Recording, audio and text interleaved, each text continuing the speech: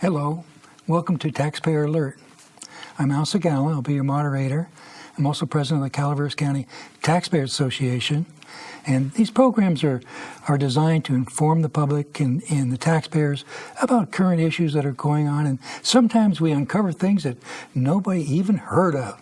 Well, we have an exciting guest with us, an old friend. He's one of the founding directors of the Calaveras County Taxpayers Association, and he brought the beer and pizza 8 years ago in our first meeting, and we've been still at it for all these 8 years.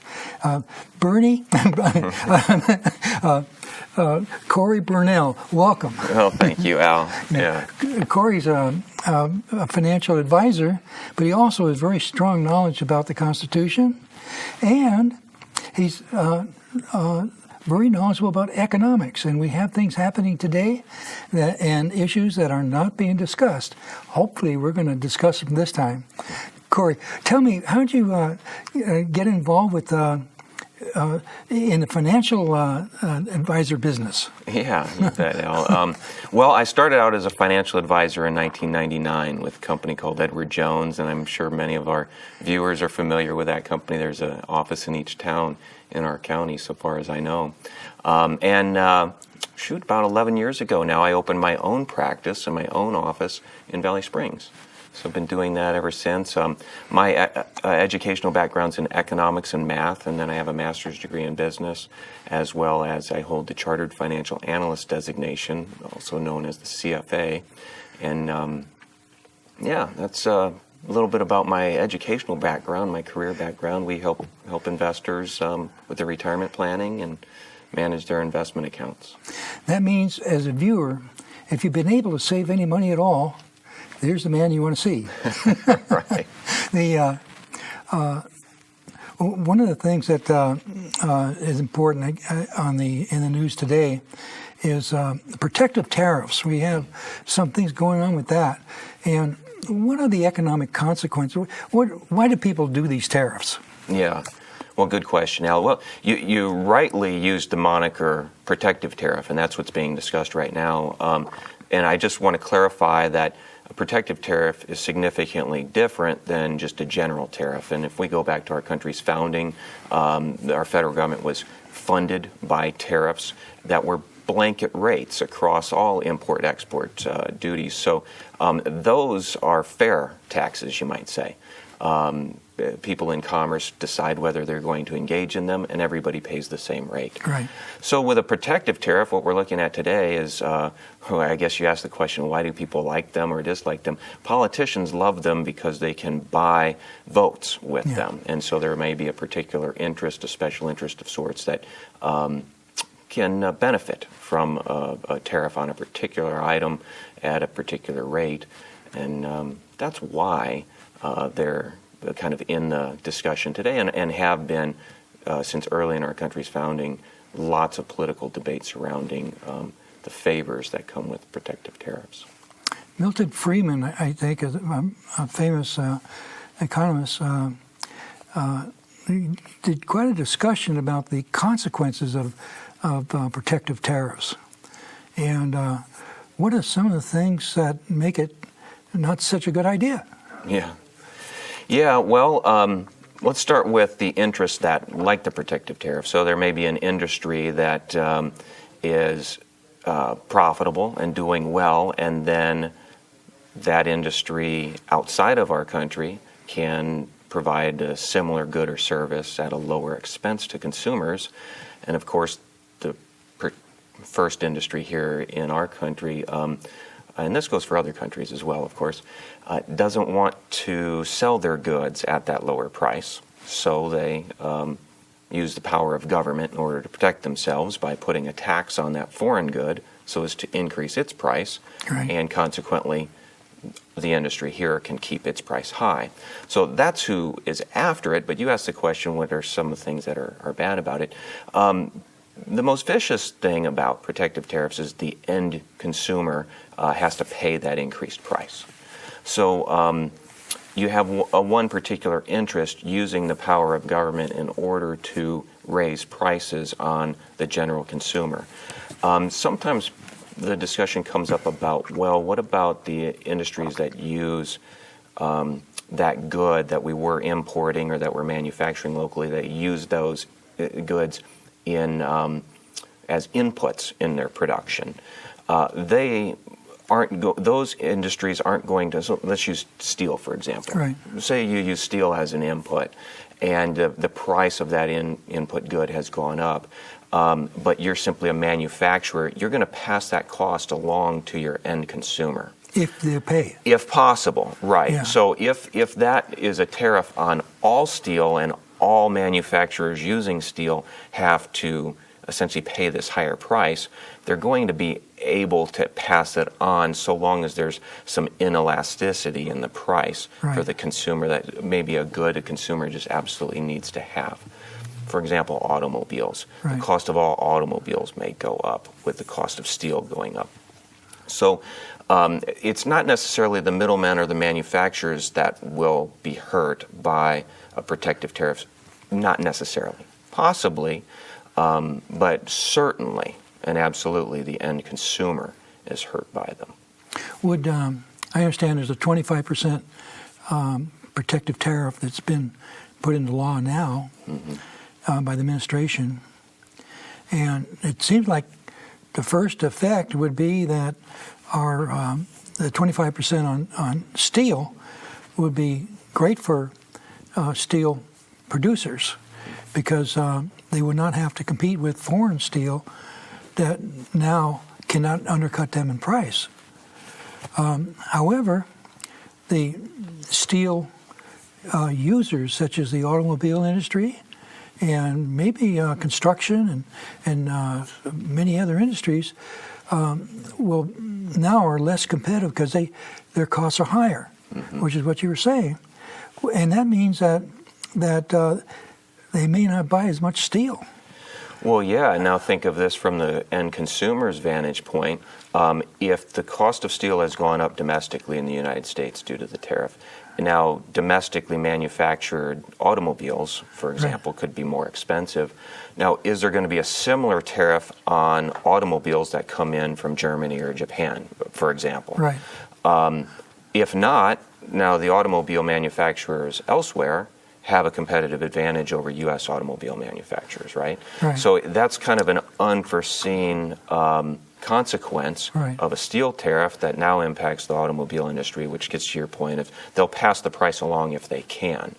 And if they have to compete with the international automobiles that are not having to deal with an increased price in steel, it's going to be very detrimental. Which gets back to the original point that a blanket tariff is fair. Right. A tariff that hits all goods and services coming in and out of the country at the same rate, then it would be on automobiles as well. Right. So you then avoid those unintended consequences of, oh, well, we just hurt the automobile industry competitively. Right. We didn't intend to do that. Right. And so, gets to that discussion of protective versus just blanket tariffs and the ancillary impacts of protective tariffs. So if the automobile industry cuts back, they cut back in the amount of steel they buy, which means that the steel company, which first enjoyed this wonderful thing of the protective tariff, now is getting less customers, or they're buying less. And then automobiles are not just composed of steel. They're composed of plastics and a lot of other things. Sure, computers, electronics. Yeah, and rubber, tires. So if they're producing less cars because of the increased cost, then that means that they're buying less of these other materials that are not protected as well. So that means there's a rippling effect throughout the economy, which creates unemployment It's not generating employment. It's creating unemployment. And so perhaps the hope was in the protective tariff was to preserve and increase employment in the steel industry.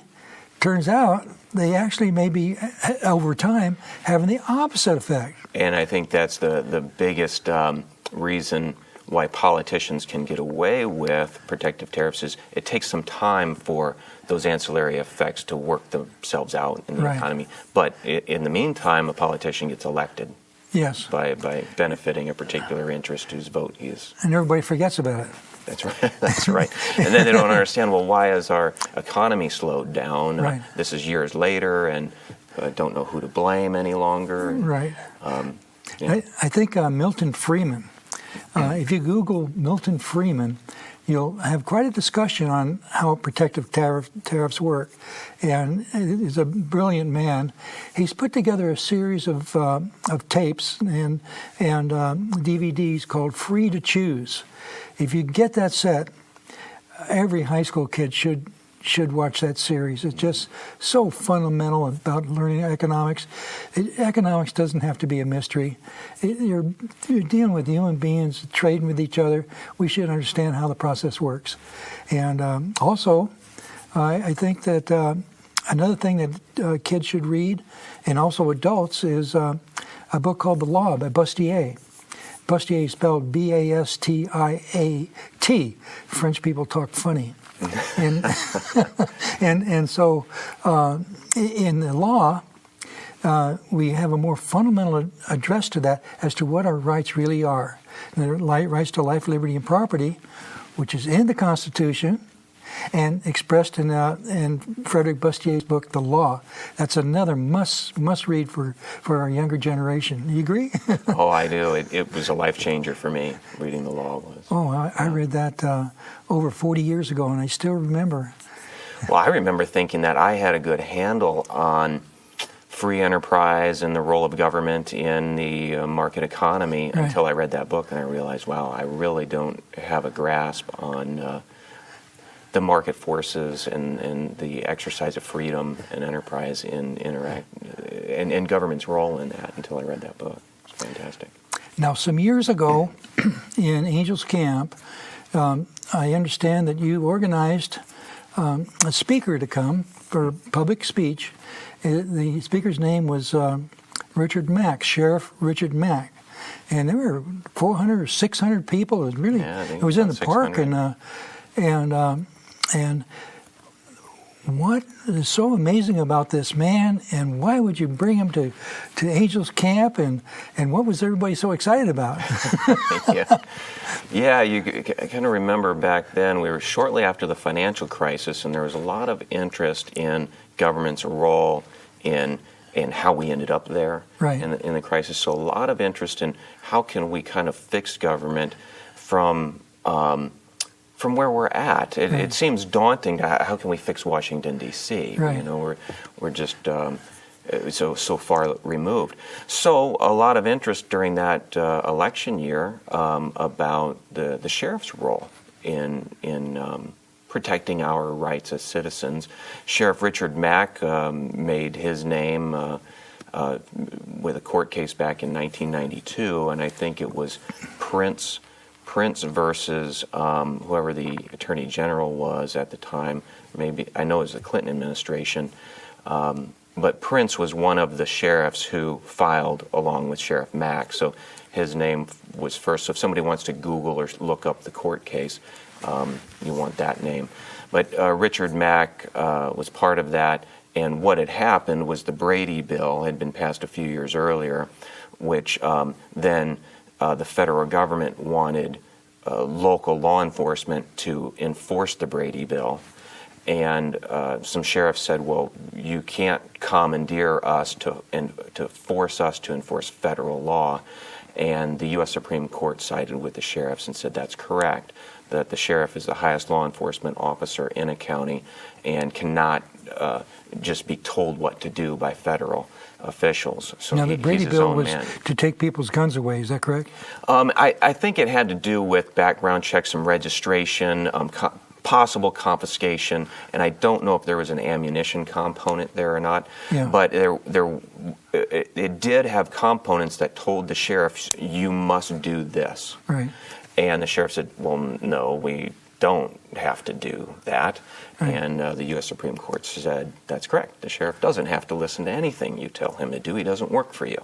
Does not work for the federal government. He works for you and me. We elect him. It's a constitutional office. So that's really a blessing for people. We have natural rights of life, liberty, and property. It's in the Constitution. The 5th and 14th Amendment, I think, is real clear on that.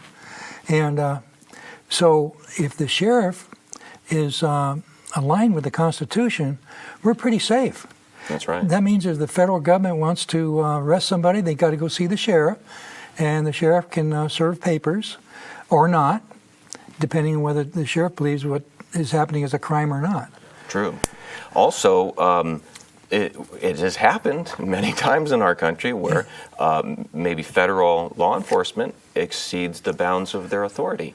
And so the sheriff can be a nice hedge for us there.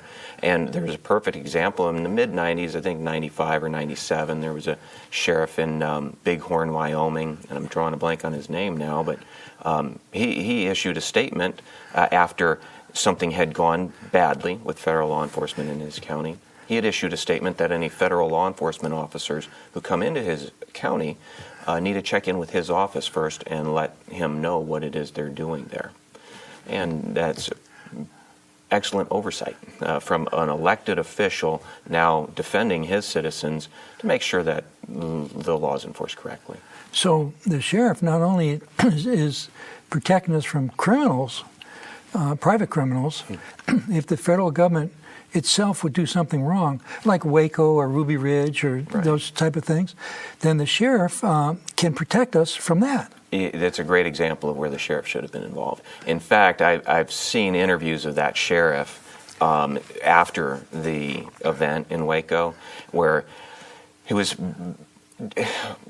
really just fraught with grief over that at the time he did not understand his authority and his role and how he could have impacted that going very differently. At the time, he just simply was ignorant of the power and authority that he had.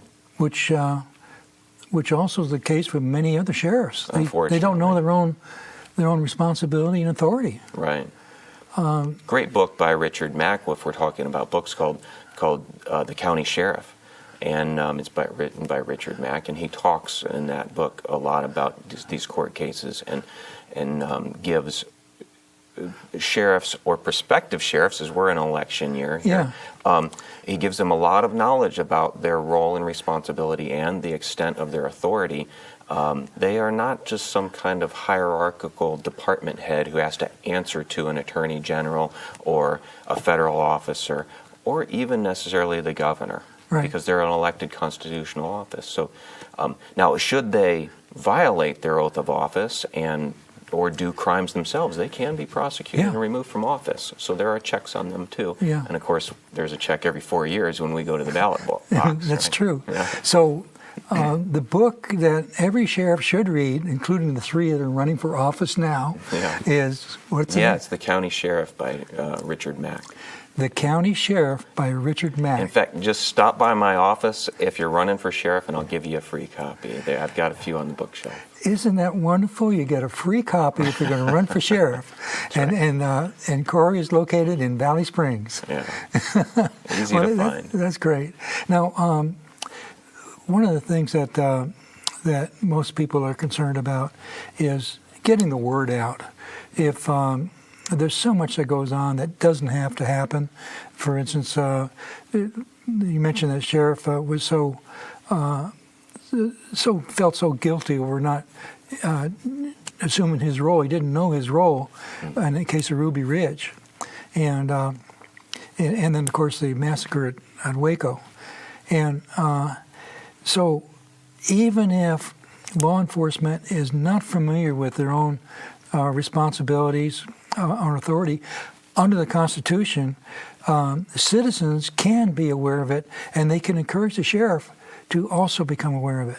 Right. So just because the sheriff is not informed doesn't mean that it's the end. It means that you just got to help him get informed. Now, I understand there's an association. Is that correct? Yeah, the Constitutional Sheriffs and Police Officers or Peace Officers Association, CSPOA, I see. is headed up by Richard Mack. I see. And what does that association do?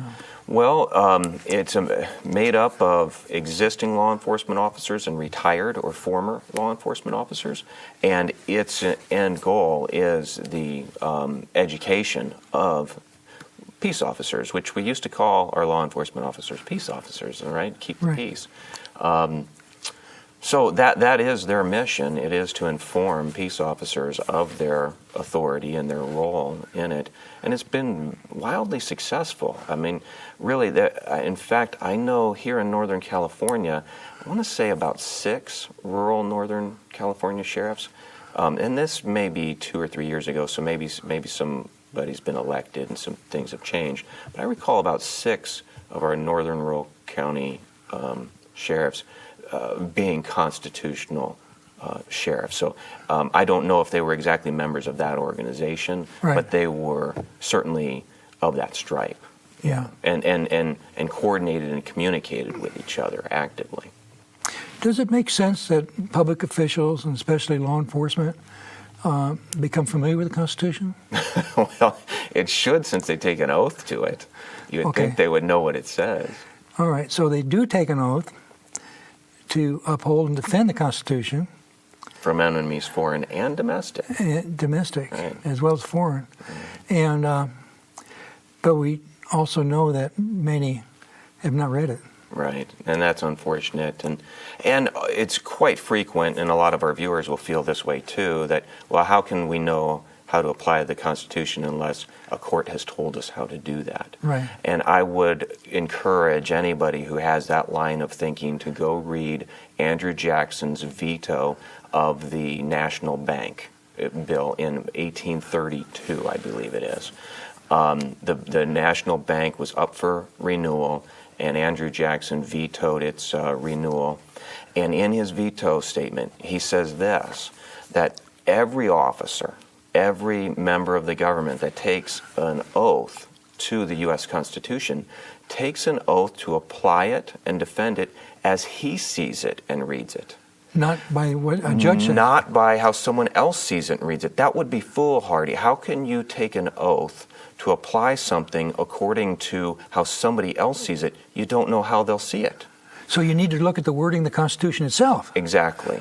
And this is for Andrew Jackson, our 7th president of the United States, and really the people's president. Was a very populist reformer.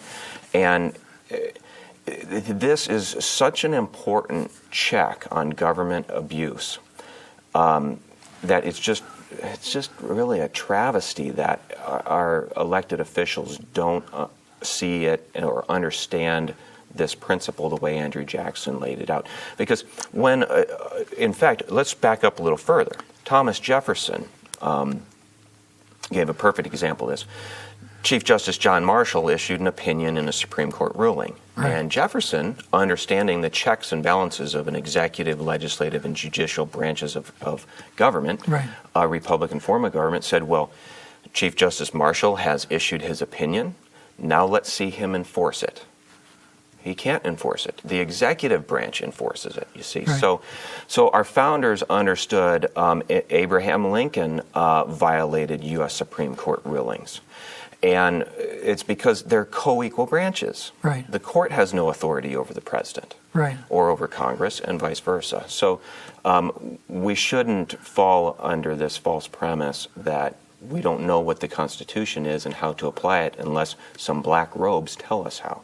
Yeah. We have every right to expect that our elected constitutional officials, our sheriff, our legislators, our governor, our president, that they enforce the U.S. Constitution as they see fit. And if we don't like how they see it, guess what? There are other remedies. Impeachment, an election, we'll elect somebody else. Right. If they're not enforcing a court ruling, there certainly will be consequences for them from public pressure. So lots of checks on them if they don't follow a court's ruling or opinion on a constitutional issue. Well, it makes sense that that maybe not just peace officers, maybe all people in public service should understand the Constitution. Yeah, absolutely. Think about even something like a tax collector. You know, if a law is passed that violates the Constitution and tells you to collect a tax, perhaps you shouldn't. A sheriff, if this was to become a sanctuary state, perhaps that sheriff should ignore California's law that if it hinders him from reporting immigration status to the federal government, because the federal government has a constitutional authority in that Right. realm. So yeah, by understanding these checks and balances, we actually will end up a freer society. Begs the question, who checks the U.S. Supreme Court when they get a ruling, the Constitution wrong? You have to wait for him to die. Right. I mean, we have impeachment. Otherwise, we have impeachment, or we wait till they die, and that is not how our U.S. Constitution is built. When the court gets something wrong, let's go back to Dred Scott, for example. Yeah. And Let's get the background on Dred. the Dred Scott decision said that basically even free African Americans and blacks in the United States were not citizens and not protected by our laws. It certainly said slaves were not. Right. So, but if they ran away to freedom or something like that, or if they were not To another state. yeah, they were not to be have any rights. So, They're treated like property. Treated like property, essentially ruled them not human beings to an extent. Right. And a governor in a different state would have every constitutional authority and right to see it differently and apply that state's law differently. So would the U.S. president, so would U.S. Congress. So, and if they get it wrong and the court was right, particularly on some other issues, then you know there are ways to change Congress and ways to change the president too. So it looks like we've got to ground ourselves on a bedrock of the Constitution, and if we can do that, maybe we can have a great society for another 200 years. Yeah. Maybe? No? Think about something like this. I would rather have a president do something wrong for 4 years than a court ruling be wrong and be in place for decades and decades. Oh, that's happened. That's absolutely happened a number of times. Yeah. Well, this has already happened in the case of alcohol prohibition. If you remember, the government decided that alcohol was dangerous to people and needed to be prohibited. Right. But they passed a constitutional amendment. Right. That's because a lot of people knew the Constitution at that time. Right. The federal government could not simply ban a substance. It has no constitutional authority to do so. So you had to amend the Constitution to ban alcohol. Okay, so the plot gets thicker. Right. And with that, Cory, I'm so glad to have you with us. Thank you, Al. And thank you for watching Taxpayer Alert. And we look forward to seeing you next time.